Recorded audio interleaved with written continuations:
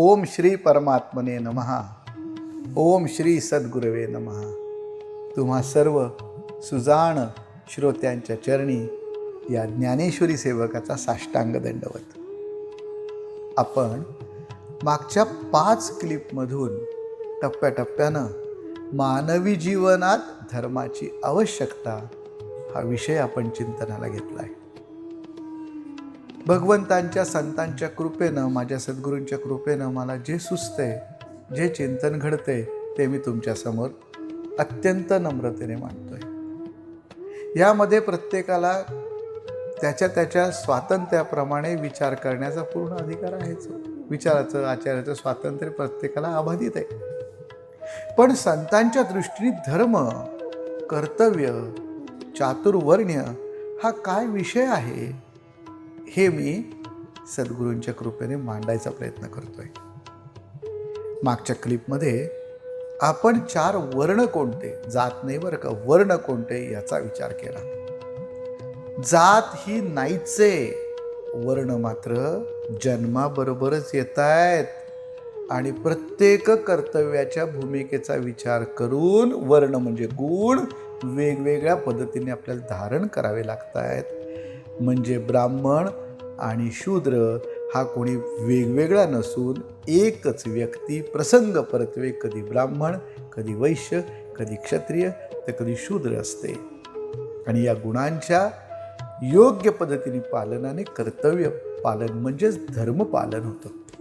केवळ गंध, बुक्का, उभी आडवी गंध लावून हिरवा, तांबडा, पिवळा, निळा, केशरी रंग अंगावर धारण करून धर्मपालन होत नाही. कर्तव्याचा सूक्ष्म विचार करायला हवा. हे कर्तव्य करण्यासाठी 4 वर्ण आणि 4 आश्रम संतांनी आपल्याला शिकवले. वर्ण हे गुण आहेत आणि आश्रम ही अशी तत्व प्रणाली आहे की आपल्या वयानुसार, परिस्थितीनुसार त्या गुणांचा आणि त्या तत्वांचा आपल्याला अंगीकार करायचा आहे. आश्रम 4 आहेत: ब्रह्मचर्य, गृहस्थ, वानप्रस्थ आणि संन्यास. फार दिव्य विचारधाऱ्यावर काही आपल्या वैदिकांची.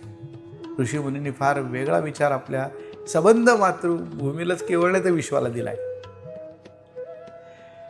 मनुष्याच्या जीवनाचे 4 टप्पे पडतात.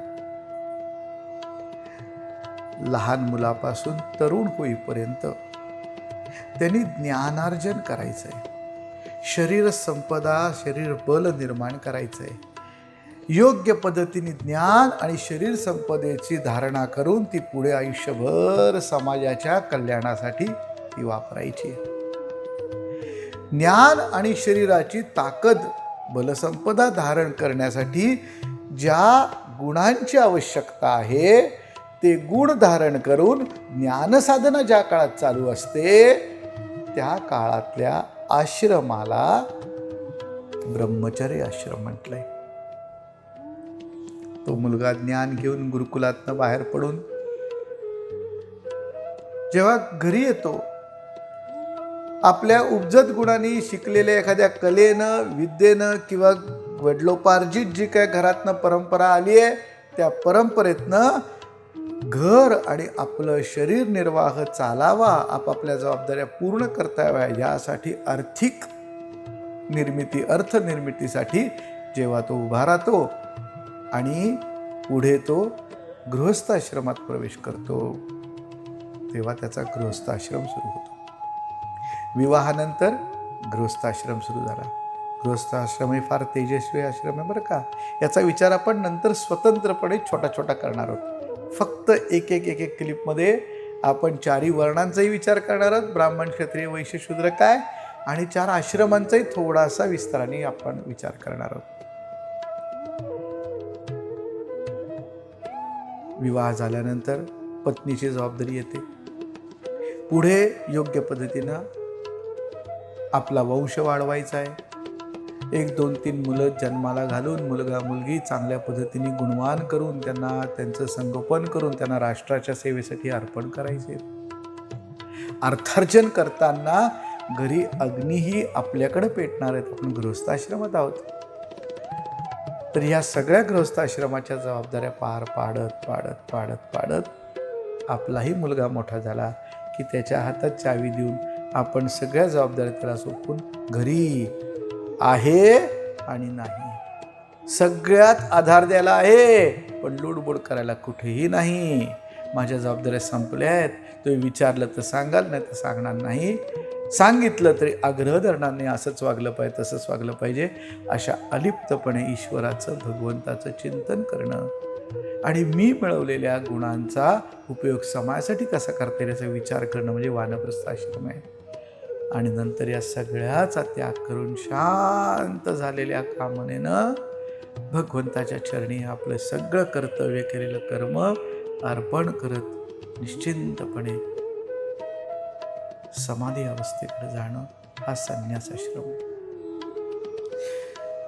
विविध वयाच्या आणि जबाबदारीच्या टप्प्यावर हे आश्रम आपल्याला पार पाडायचे. हा जो जब्बा मी घातलाय त्याच्या आतमध्ये एकच सूत आहे बरं का. या सुताचे काही आडवे धागे जातात आणि काही त्यांना उभे धागे असे विणतात, त्याला तानाबाना म्हणतात. कर्तव्य कर्म जर का चोख करायचं असेल, माझ्या जबाबदाऱ्या जर का मला योग्य पद्धतीने पार पाडायच्या असतील, तर उभ्या आणि आडव्या रेषांनी जसं वस्त्र बनतं आणि ते घट्ट आणि एकदम कुठेही छिद्र नसलेलं असं छान वस्त्र तयार होतं, तसं आपल्या जीवनाचं वस्त्र कर्तव्यातनं विणायचं आहे. आणि ते विणण्यासाठी 4 वर्ण आणि 4 आश्रम अशी सांगड घालून आपापली कर्तव्य कर्म चोख करायचे. अशी वर्णाश्रमाला धरून ज्यांनी कर्तव्य चोख केली, निस्वार्थपणे केली, निरपेक्षपणे केली, जगताच्या कल्याणासाठी केली, माझा यत्किंचित ते अहंकार आणि स्वार्थ त्यात ठेवला नाही, की या सगळ्या कर्तव्यांना म्हटलंय धर्मपालन. आणि असा धर्मपालनाने भगवंताच्या कृपेला प्राप्त झालेला प्रत्येक जीव हा कृतार्थ होतो. धर्माचा आणखीन एक टप्पा आहे बरं का. धर्म म्हणजे कर्तव्य, मग ती 2 असतात, एक व्यक्तिगत कर्तव्य, व्यक्तिगत जबाबदारी आणि एक समष्टीची जबाबदारी.